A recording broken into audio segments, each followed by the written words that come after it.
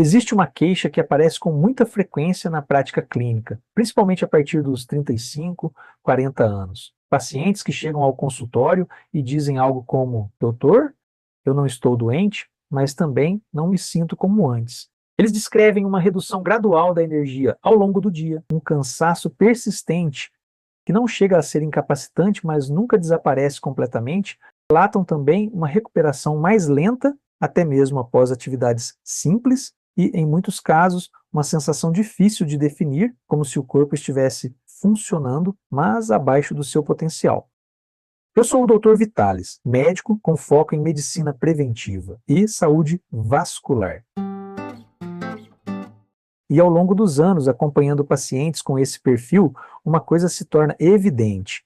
Nem sempre estamos diante de uma doença estabelecida, na verdade, em muitos desses casos, os exames laboratoriais tradicionais permanecem dentro da normalidade. Glicemia controlada, perfil lipídico adequado, função tireoidiana preservada. E ainda assim, o paciente percebe que algo mudou. Esse é o ponto onde a medicina preventiva se torna essencial. Porque antes de uma doença se manifestar de forma clara, o organismo já começa a apresentar alterações funcionais, processos fisiológicos que aos poucos vão perdendo eficiência, de forma silenciosa, progressiva e muitas vezes negligenciada. E entre esses processos, existe um mecanismo específico que tem sido amplamente estudado pela ciência nas últimas décadas, um componente fundamental para a regulação da circulação sanguínea, para a entrega de oxigênio aos tecidos e para o equilíbrio da função vascular como um todo. Estamos falando do óxido nítrico.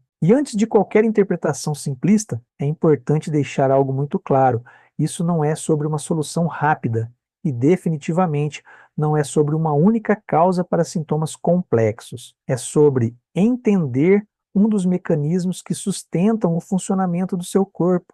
Porque quando você entende o processo, você deixa de depender de promessas e passa a tomar decisões mais conscientes sobre a sua saúde. Se isso faz sentido para você, então continua comigo. Agora, para entender por que tudo isso acontece, é importante olhar para um dos mecanismos mais fundamentais da fisiologia vascular. O óxido nítrico é uma molécula produzida naturalmente pelo organismo, principalmente pelo endotélio, que é a camada interna dos vasos sanguíneos.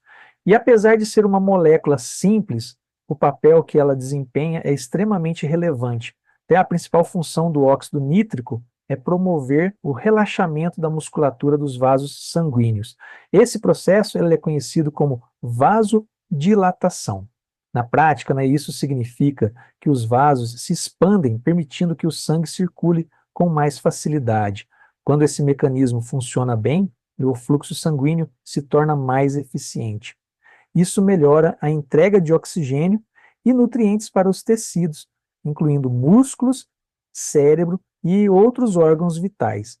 E é exatamente aqui que começa a conexão com aqueles sintomas iniciais.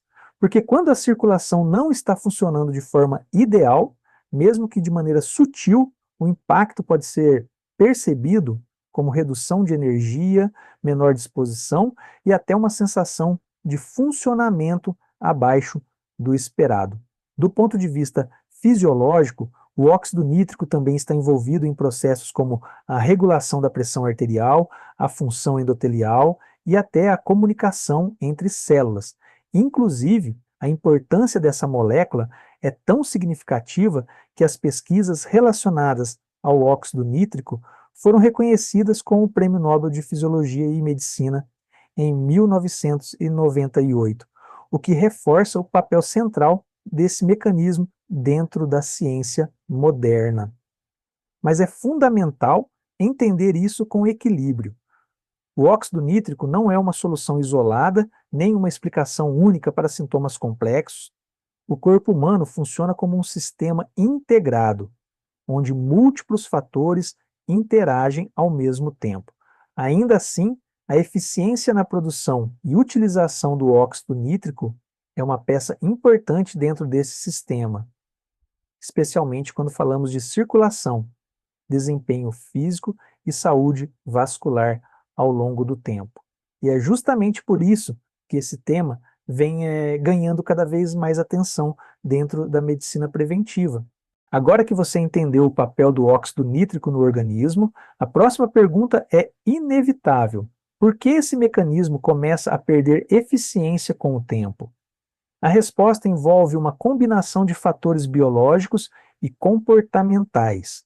Do ponto de vista fisiológico, existe uma redução progressiva na capacidade do endotélio, aquela camada interna dos vasos sanguíneos, de produzir óxido nítrico de forma eficiente, tá? Esse processo está associado ao envelhecimento natural, mas não acontece de forma isolada. Ao longo dos anos, o organismo é exposto a uma série de influências que impactam diretamente essa função. Entre elas, o estresse oxidativo tem um papel central. O excesso de radicais livres no organismo pode reduzir a disponibilidade de óxido nítrico, além de comprometer a função endotelial como um todo.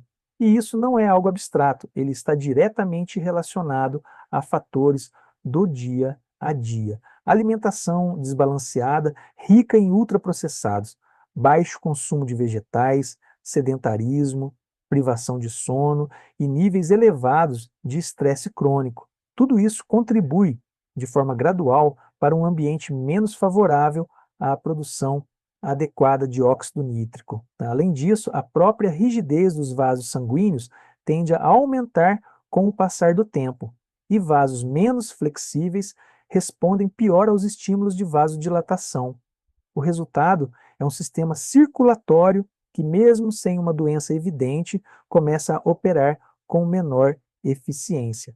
E isso nos leva a um ponto importante. Essas mudanças não acontecem de forma abrupta, elas são progressivas, silenciosas e muitas vezes passam despercebidas por anos, até que começam a se manifestar na forma de sinais sutis, como aqueles que discutimos no início. Tá? Por isso, quando falamos em saúde vascular e longevidade, não estamos falando apenas de evitar doenças, estamos falando de preservar a função e manter esses mecanismos funcionando da melhor forma possível ao longo do tempo. A partir desse ponto, é natural surgir uma dúvida: como essas alterações se manifestam na prática?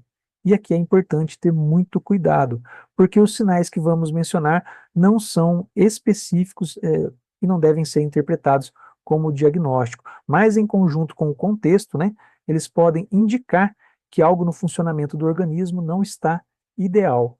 Entre os relatos mais comuns está a sensação de cansaço frequente, mesmo após períodos de descanso, uma redução na disposição ao longo do dia, dificuldade em manter o mesmo nível de energia em atividades que antes eram bem toleradas. Algumas pessoas também percebem uma recuperação mais lenta, seja após exercício físico ou até mesmo após dias mais exigentes. Existe ainda a sensação subjetiva de que o corpo está mais lento, como se o desempenho geral estivesse abaixo do que já foi no passado. Em alguns casos, pode haver também redução da tolerância ao esforço ou uma leve queda na clareza mental ao longo do dia. Mas é fundamental reforçar: nenhum desses sinais, isoladamente, define qualquer condição específica. Eles são inespecíficos e podem estar relacionados a diversos fatores, incluindo sono, alimentação, estresse, saúde mental e outros aspectos metabólicos. Por isso, a proposta aqui não é simplificar algo que é complexo, e sim ampliar a sua percepção, né? Porque muitas vezes o corpo ela começa a dar sinais sutis muito antes de qualquer alteração aparecer em exames ou se tornar uma condição diagnosticável. E reconhecer esses sinais com consciência é o que permite agir de forma mais preventiva e estratégica. A partir do momento em que você entende que esses processos estão relacionados ao funcionamento do próprio organismo, a abordagem também muda. A lógica deixa de ser buscar soluções rápidas e passa a ser criar um ambiente interno favorável para que o corpo funcione melhor. E isso começa por pilares básicos, que muitas vezes são subestimados. O primeiro deles é a alimentação. Alguns alimentos, especialmente vegetais ricos em nitratos naturais, como folhas verdes escuras e a beterraba, participam de vias metabólicas que contribuem para a produção de óxido nítrico, mas é importante não reduzir isso a um único alimento. O que realmente faz diferença é o padrão alimentar como um todo. Uma dieta equilibrada, com boa densidade nutricional, tende a favorecer não apenas a produção de óxido nítrico, mas o funcionamento global do organismo. O segundo ponto é o exercício físico. A prática regular de atividade física tem um efeito direto sobre a função endotelial. Durante o exercício, o aumento do fluxo sanguíneo estimula a produção de óxido nítrico, melhorando a capacidade de resposta dos vasos ao longo do tempo. E aqui não estamos falando de extremos, Consistência é mais importante do que intensidade isolada. Movimento regular, seja caminhada, treino de força ou atividade aeróbica, já é suficiente para gerar impacto positivo. O terceiro pilar é o sono. É durante o sono que o organismo regula uma série de processos hormonais e metabólicos. A privação ou a má qualidade do sono pode comprometer diretamente a função vascular, além de aumentar o estresse oxidativo, o que, como vimos, interfere na disponibilidade de óxido nítrico. Além disso, o controle do estresse também desempenha um papel relevante. Níveis elevados de estresse crônico estão associados a alterações hormonais e inflamatórias que afetam o funcionamento do endotélio. Quando esses fatores se acumulam ao longo do tempo, o impacto deixa de ser pontual e passa a ser sistêmico. E esse é o ponto central. Não existe um único elemento responsável, mas sim a soma de hábitos que, ao longo do tempo, moldam o funcionamento do organismo. Por isso, quando falamos em melhorar esses processos, não estamos falando de intervenções isoladas, Estamos falando de consistência, De criar condições para que o corpo possa operar da forma mais eficiente possível, respeitando a sua própria fisiologia. Dentro desse contexto, é comum que surja uma outra pergunta: existe alguma forma de potencializar esse processo além dos hábitos? E é aqui que entra a questão da suplementação. Alguns compostos têm sido estudados justamente por sua relação com a produção ou a disponibilidade de óxido nítrico no organismo. Entre eles, podemos citar, por exemplo, aminoácidos como a L-arginina e a L-citrulina, além de compostos presentes em alimentos ricos em nitratos naturais. Do ponto de vista fisiológico, esses elementos participam de vias metabólicas que podem favorecer a produção de óxido nítrico, mas é fundamental entender isso dentro do contexto correto. Suplementos não são e nunca devem ser a base da estratégia. Eles não substituem alimentação adequada, não compensam sedentarismo e não corrigem privação de sono.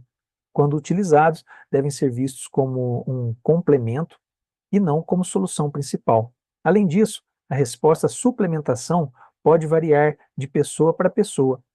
Fatores como idade, estado metabólico, nível de atividade física e até condições clínicas específicas influenciam diretamente os resultados.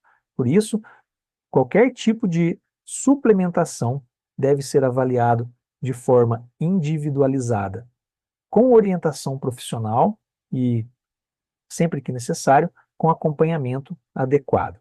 Outro ponto importante é evitar a expectativa de efeitos imediatos ou transformações rápidas. O funcionamento do organismo não segue essa lógica e, novamente, estamos falando de um sistema complexo, onde múltiplos fatores interagem ao mesmo tempo.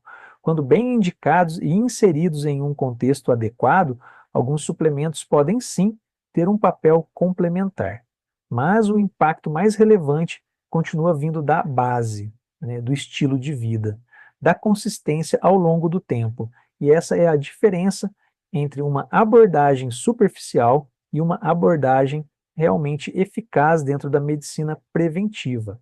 Ao longo desse vídeo, a ideia não foi trazer uma solução única, nem simplificar algo que na prática é complexo. Foi te mostrar que o seu corpo funciona com base em mecanismos reais, que estão sendo estudados há décadas e que fazem diferença no seu dia a dia, mesmo quando você não percebe. O óxido nítrico é apenas um desses mecanismos, tá? Mas ele representa algo maior, tá? A importância de entender o funcionamento do organismo antes de buscar qualquer tipo de intervenção, porque na maioria das vezes o problema não está na falta de soluções, está na falta de compreensão. E quando você começa a enxergar o corpo dessa forma, você muda completamente a forma como cuida da sua saúde, deixa de procurar atalhos e passa a construir consistência, passa a valorizar o básico, que apesar de simples, é onde estão os maiores resultados ao longo do tempo, e esse é exatamente o objetivo da medicina preventiva. Não apenas tratar quando algo já está instalado, mas preservar a função, antecipar processos e manter o organismo funcionando da melhor forma possível. Se esse tipo de abordagem faz sentido para você, se você busca entender mais sobre como o seu corpo realmente funciona, então vale a pena continuar acompanhando, né? Porque esse é o foco aqui, né? Trazer informação clara, baseada em ciência, né? E aplicável no mundo real. Se você quiser, se inscreve no canal e me diz aqui nos comentários. Você já tinha ouvido falar sobre o papel do óxido nítrico no organismo? Nos vemos no próximo vídeo.